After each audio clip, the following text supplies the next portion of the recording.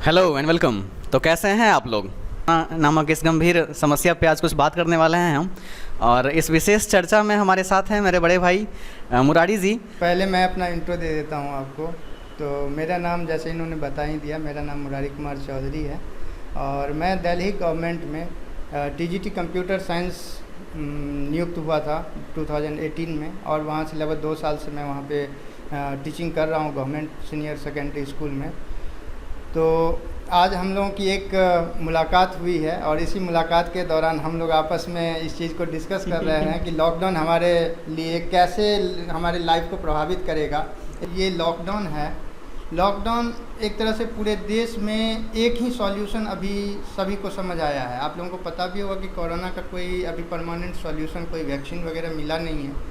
तो एक ही सॉल्यूशन है कि हम लॉकडाउन में रहें, और लॉकडाउन का जो मकसद है ये है कि सोशल डिस्टेंसिंग, सामाजिक दूरी, जितना हम अपने आप को सेपरेट रखेंगे तो एक सामाजिक दूरी बनेगी। और इसके चलते जो ये एक मतलब संक्रमण है जो आसपास में हम एक दूसरे से मिलते जुलते हैं, इसके चलते वायरस का जो ट्रांसमिशन होता है, लॉकडाउन के जरिए ये चीज़ प्रभावित होगा और एक तरह से हम ये कहें कि एक कट डाउन बैरियर की तरह काम करेगा जो ये संक्रमण को रोकेगा। जी बिल्कुल।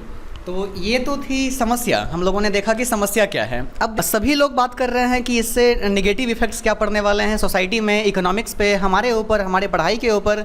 लेकिन इस नेगेटिविटी में भी हम लोगों ने पॉजिटिव एस्पेक्ट्स को ढूंढने का एक छोटा सा प्रयास किया है। हम लोग चर्चा करेंगे कि इस लॉकडाउन के अंदर भी आप क्या कुछ पॉजिटिव कर सकते हैं, कैसे इस लॉकडाउन को पॉजिटिवली लिया जाए, क्या क्या इसमें पॉजिटिव आउटकम्स होने वाले हैं इस लॉकडाउन के अंदर में। इस पर हमारा विशेष जोर होगा, इस बात पर हम लोग गौर करने वाले हैं। तो आपके हिसाब से सबसे जो मेन जो पॉजिटिव बात निकल के आई है इस लॉकडाउन के अंदर में, वो क्या है? मनीष जी, आज आप जानते होंगे कि आजकल की सोसाइटी की सबसे बड़ी समस्या ये है कि हम हमेशा कहते हैं हमारे पास वक्त नहीं है, हमारे पास वक्त नहीं है, फैमिली के लिए वक्त नहीं है, अपने आस पड़ोस में लोगों से मिलने के लिए वक्त नहीं है, हम एक दूसरे से कनेक्ट हो सकते हैं, इसके लिए वक्त नहीं है। तो लॉकडाउन की सबसे बड़ी जो प्रॉब्लम है, इस प्रॉब्लम में ही एक सॉल्यूशन भी है कि ये हमें इतना वक्त देता है कि हम एक दूसरे के से जुड़ सकते हैं, एक मतलब कनेक्ट हो सकते हैं। तो हमें सामाजिक दूरी तो रखनी ही है, फिर भी हम सोशल मीडिया के थ्रू, फ़ोन के थ्रू, सोशल मीडिया में जितने मतलब कनेक्टिविटी के साधन हैं उसके थ्रू हम एक दूसरे से कनेक्ट हो सकते हैं। और सबसे ज़रूरी बात जो है परिवार के लिए है कि हम परिवार में जो अपने बच्चों को, अपने पेरेंट्स को, माता पिता को, अपने सगे संबंधियों को वक्त नहीं दे पाते हैं, तो अब ये एक बहुत ज़रूरी टाइम मिल गया हमारे पास, और इसका हम उन्हें एक अच्छा टाइम दे करके उनकी भावनाओं के साथ जुड़ने का एक अच्छा सा मौका हमें मिला है। इसके चलते हम लोगों से अच्छे से जुड़ सकते हैं, उनसे भी उनकी प्रॉब्लम्स को समझ सकते हैं, उनकी खुशियों में हम मतलब साझेदारी कर सकते हैं, उनकी समस्याओं को हम समझ सकते हैं, और वो भी हमारे अपने साथ जब हमें देखेंगे कि ये हमारे साथ हैं, घुले मिले हैं, वो भी अपनी मतलब समस्याओं को खुल करके हमारे साथ साझा कर सकते हैं। जी। तो ये बहुत बड़ी एडवांटेज है, इस चीज़ को हम लोग अपने आप में यूज भी कर सकते हैं इस लॉकडाउन के दौरान। जी, तो सबसे बड़ी बात जो इन्होंने कही कि हमको समय मिलेगा अपने परिवार के लिए, अपने लोगों के लिए, ताकि आपका जो बाउंड है, जो कनेक्शन है लोगों के बीच में, वो बन पाए और आप अपने रिश्तों को ज़्यादा समय दे पाएँ, अहमियत दे पाएँ। जनरली हम लोग समय दे नहीं पाते हैं। तो सबसे पहले मनीष जी एक बात समझना होगा कि पैसे से हम सुख को खरीद नहीं सकते। कभी भी मनी जो है ये साधन नहीं बन सकता, एक साधन बन सकता है लेकिन मनी सुख का स्रोत नहीं बन सकता। ठीक है, हमारे पास जो हमारे बिजनेस हैं और भी जैसे जहाँ से आर्थिक मतलब हम आर्थिक कमा सकते थे, वो चीज़ें सारी चीज़ें बंद हैं, लेकिन यहाँ पे जो हमें मिलने का एक ज़रिया मिला है, तो हम इस चीज़ को यूटिलाइज करेंगे और आपस में धीरे धीरे हम क्या करेंगे, एक समझदारी तो विकसित कर ही सकते हैं। हमारी जो इनकम है उसके साथ हम अपने आप को सर्वाइव करने की मतलब एक सामंजस्य बिठाने की भी बात करेंगे, और आने वाला समय ज़रूर ही अच्छा आने वाला है, होने वाला है। भारत भी अग्रसर हो रहा है, भारत के लिए एक ये मौका भी है जहाँ पे भारत अपने आप को उद्योग में और इस तरह की चीज़ों में अपने आप को आगे बढ़ाने की बात सोच रहा है। प्रधानमंत्री जी भी इस क्षेत्र में काम कर रहे हैं कि हम उद्योग धंधों को, छोटे छोटे बिजनेस व्यापारों को बढ़ावा दें। आत्मनिर्भर भारत का भी उन्होंने अभी बहुत वर्तमान में चलाया है, आत्मनिर्भर भारत का उन्होंने पैकेज भी दिया है ताकि हम अपने छोटे छोटे लघु उद्योग बढ़ावा दें। तो आने वाले समय में ज़रूर हमारा बिजनेस ग्रो करेगा, हमारी प्रोडक्टिविटी बढ़ेगी, लेकिन इस पॉजिटिवनेस को, इस जो आपातकालीन समय है, इसमें अपनी पॉजिटिविटी बनाए रखनी है। और सबसे बड़ी बात है हमारी क्रिएटिविटी। जब हम शांत होते हैं, हमारे पास कुछ करने को नहीं होता, तब अगर हम थोड़ा सा उस समय को यूटिलाइज़ करें तो अपने आप को क्रिएटिव बना सकते हैं। और हमारे दिमाग में ना जो ये थॉट है सोचने की कि अगर लॉकडाउन खुलेगा तो हम अपने साथ क्या क्या मतलब नई संभावनाओं को लेकर आ सकते हैं, तो ये हमारे लिए बहुत बेहतर होगा। अपने आप को क्रिएटिव बनाइए। लॉकडाउन बीतने के बाद हम क्या कर सकते हैं, क्या इसका फ़ायदा उठा सकते हैं, इसका हम ज़रूर सोचना चाहिए।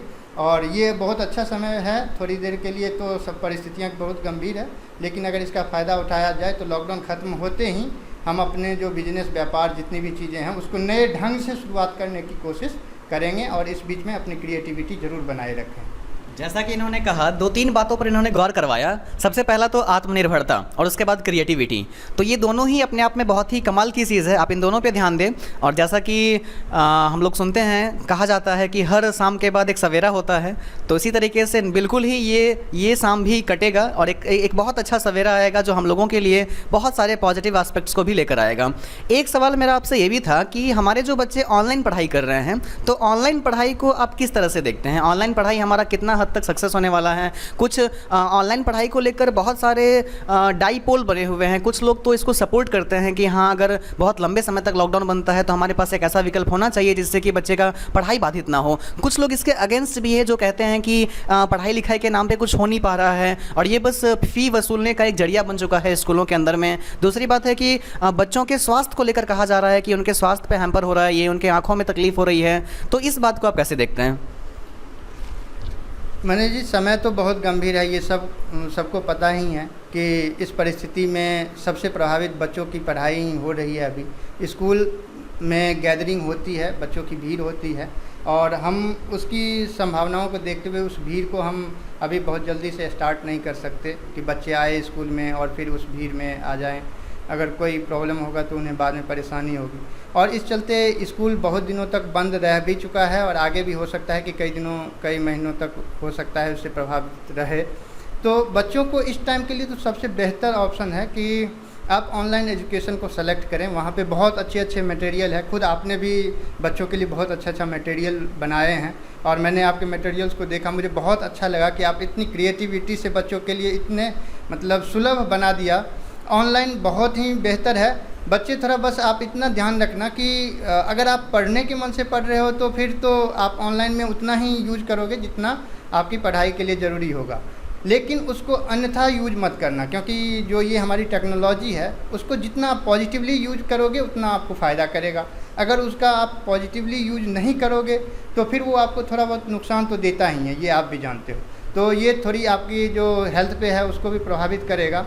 और तो इसीलिए मेरा सजेशन ये है कि आप पढ़ाई के लिए ही बस टेक्नोलॉजी का यूज़ करें और खेलने के लिए घर में छोटे छोटे मतलब जो इंडोर गेम्स जिसको कहा जाए उसका यूज़ कीजिए। आप गेम्स वगैरह जो लैपटॉप वगैरह पे या टीवी चैनल पे आप लोग देखते हैं मूवी वगैरह या गेम से एंजॉय करते हैं लैपटॉप वगैरह में, उस चीज़ों पे थोड़ा सा कम ध्यान दीजिए और पढ़ाई के लिए आप ऑनलाइन एजुकेशन को लीजिए। आपका हेल्थ भी बना रहेगा और जो आपकी पढ़ाई में ब्रेकडाउन लॉकडाउन लगने वाला है इससे आप बचे रहेंगे। आपकी पढ़ाई का लॉकडाउन कभी नहीं लगेगा और इतना अच्छा आपने रिसोर्स प्रोवाइड करा ही दिया है बच्चों को, तो ये बहुत अच्छा रहेगा बच्चों के भविष्य के लिए भी। वो पढ़ेंगे, उनकी पढ़ाई चलती ही रहेगी, उनकी पढ़ाई रुकने वाली नहीं है आप लोगों के अफोर्ड से। और आप लोग इनका भी रिसोर्स देखिए, बहुत अच्छा रिसोर्स है। मैंने खुद इनके रिसोर्स को विजिट करता रहता हूँ, जितना होता है इनसे देखता भी हूँ कि कैसे ये बनाते हैं और इनसे कुछ सीखता भी हूँ जहाँ तक होता है और कुछ सिखाता भी हूँ जहाँ तक इनको कुछ सजेशन देने की बात होती है। तो हम लोगों का ये कंबाइंड प्रयास रहता है, तो बहुत अच्छा है। ऑनलाइन में आप लोग ज़रूर जुड़िए, ऑनलाइन जुड़ना बहुत अच्छा है। आपके पढ़ाई में लॉकडाउन नहीं आने वाला है, यहाँ से अच्छे मटेरियल्स आपको मिलते रहेंगे हमेशा और अनवरत।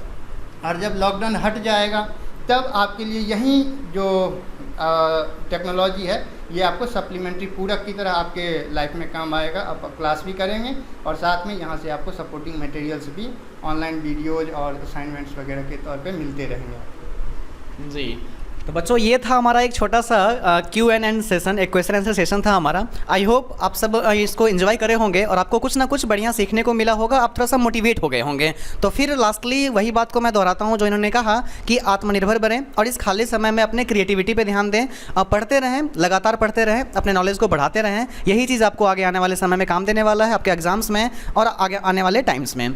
तो चलिए ठीक है, आज के इस टॉक को यहीं पर ख़त्म करते हैं। धन्यवाद। Thank you. Thank you.